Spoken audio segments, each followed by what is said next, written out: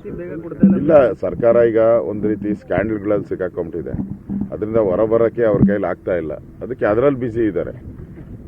ಇಲ್ಲಿ ಸಂಕಷ್ಟದಲ್ಲಿರೋವಂಥ ಜನಕ್ಕೆ ನಾನು ರೆವಿನ್ಯೂ ಮಿನಿಸ್ಟರ್ ಆಗಿದ್ದೆ. ನನಗೆ ಬರ್ತಾ ಇದ್ದಿದ್ದು ಡಿಸಾಸ್ಟರ್ ಮನೆ 16 ಕಡೆ ನಾನು ಭೇಟಿ ಮಾಡಿದ್ದೀನಿ. ಇಮಿಡಿಯೇಟ್ ಪರಿಹಾರ, ಅಲ್ಲೇ ಪರಿಹಾರ ಕೊಡುವಂಥ ವ್ಯವಸ್ಥೆಗಳು ಇವೆಲ್ಲ ಕೂಡ ನಾವು ಮಾಡಿದ್ದೀವಿ.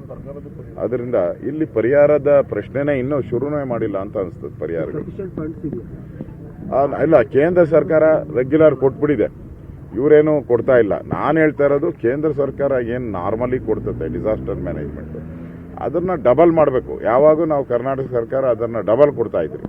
ಅದಕ್ಕಿಂತ 3 ಪಟ್ಟು 4 ಪಟ್ಟು ಜಾಸ್ತಿ ಕೊಟ್ಟಿದ್ರಿ. ಇದು ಉದಾಹರಣೆಗಳು, ಒಂದಲ್ಲ, ಸುಮಾರು ಒಂದು 7-8 ವರ್ಷ ನಾವು ಕೊಟ್ಟಿದ್ರಿ, ಕಂಟಿನ್ಯೂಸ್ ಆಗಿ ಕೊಟ್ಟಿದ್ರಿ. ಈ ಸರ್ಕಾರಕ್ಕೆ ಕೂಡ ಕೇಂದ್ರ ಸರ್ಕಾರ ಏನು ಕೊಟ್ಟಿದೆ ಅದನ್ನು ಕೊಟ್ಬಿಟ್ಟು ಕೈ ಚೆಲ್ಲುವಂಥ ಪರಿಸ್ಥಿತಿ ಬರಬಾರ್ದು.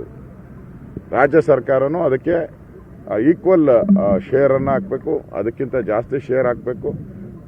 ಪಾಪ ಯಾರೂ ಕೂಡ ಮನೇನ ಈಗ 95,000 ಬರುತ್ತೆ NDRF ರೂಲ್ಸ್ ಪ್ರಕಾರ. ಅದರಲ್ಲಿ 95,000ದಲ್ಲಿ ಏನು ಮಾಡೋಕ್ಕಾಗಲ್ಲ. ಈಗ ರೋಡು ರಿಪೇರಿಗಳಿಗೂ ಅಷ್ಟೇ ಸರಿಯಾದಂಥ ಮ್ಯಾಚಿಂಗ್ ಗ್ರಾಂಟ್ ಕೊಟ್ರೆ ಆಗೋದು, ಇಲ್ಲ ಅಂದರೆ ಆಗೋದೇ ಇಲ್ಲ. ಸಣ್ಣ ಪುಟ್ಟ ರಿಪೇರಿ ಮಾಡ್ತಾರೆ, ಹೊರಟೋಗ್ತಾರೆ ಅಷ್ಟೇ. ಅಲ್ಲ, ಆರ್ಥಿಕ ಸಂಕಷ್ಟ ತಾವು ನೋಡ್ತಾ ಇದ್ದೀರ. ಆರ್ಥಿಕ ಸಂಕಷ್ಟ ಅನ್ನೋದು ಇವತ್ತು ಕೂಡ ಸರ್ಕಾರದ ಖಜಾನೆಯಲ್ಲಿ ಹಣ ಇಲ್ಲ. ಒಂದು ರೀತಿ ಪಾಪರಾಗಿರುವಂಥ ಸ್ಥಿತಿಯಲ್ಲಿ ಇವತ್ತಿಂದ ಅಂತಲ್ಲ, ಕಳೆದ 6-7 ತಿಂಗಳಿಂದನೂ ಕೂಡ ಅವತ್ತು ದುಡ್ಡು ಅಡ್ಜಸ್ಟ್ ಮಾಡಬೇಕು. ಈಗ ಟ್ಯಾಕ್ಸ್ಗಳಾಗ್ತಾ ಇದ್ದಾರೆ, ಎಲ್ಲ ಕಡೆ ಟ್ಯಾಕ್ಸ್ ಹಾಕಿದ್ದಾರೆ, ಆದರೂ ಕೂಡ ಅವ್ರಿಗೆ ಆಗ್ತಾ ಇಲ್ಲ. ಈಗ ದಲಿತರ ಅಮೌಂಟು ಸುಮಾರು 25,000 ಕೋಟಿ ಟ್ರಾನ್ಸ್ಫರ್ ಮಾಡ್ಕೊಂಡಿದ್ದಾರೆ ಅವರ ಗ್ಯಾರಂಟಿಗಳಿಗೋಸ್ಕರ.